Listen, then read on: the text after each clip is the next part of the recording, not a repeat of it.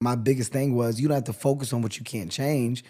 The fact that you're here now and that you made a decision to get clean, to turn your life around, it's never too late. My dad was, 50 plus at the time when he said, I'm gonna go ahead and figure it out. And I'm gonna close that door and I'm gonna work on this other door. This door over here was, like I said, jail, drugs, in and out of his kid's life, to the point where, there's a time when we didn't know where my dad was. And I bumped into my dad on a train. I tell a story. I bumped into my dad on a public transportation in Philadelphia. Like, not seeing him in years, I randomly saw my dad.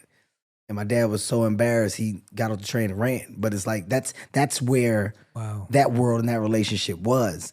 And what I do very well, I don't hold on to grudges or gripes. It takes too much time, it takes too much energy. Things will work themselves out. They never not have. It'll always work itself out. I mean, my dad worked it out, right? Like, it's about the grandkids. And our relationship got better as he embraced the opportunity to be a great grandpa.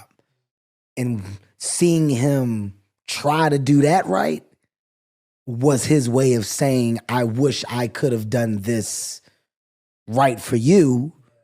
I can't. Like, I know what you're saying without saying it. Sometimes you don't need words. Although some people do need them, sometimes your actions are a little better. And my dad's actions, in trying his best to be an unbelievable grandfather, made our father-son relationship that much better. And there was a lot of conflict between my brother and my dad, and seeing that mend over the time, and just saying, look, I'm not supposed to be here.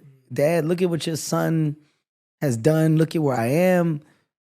Being that I can, I want to make sure that you get to see some dope things in life.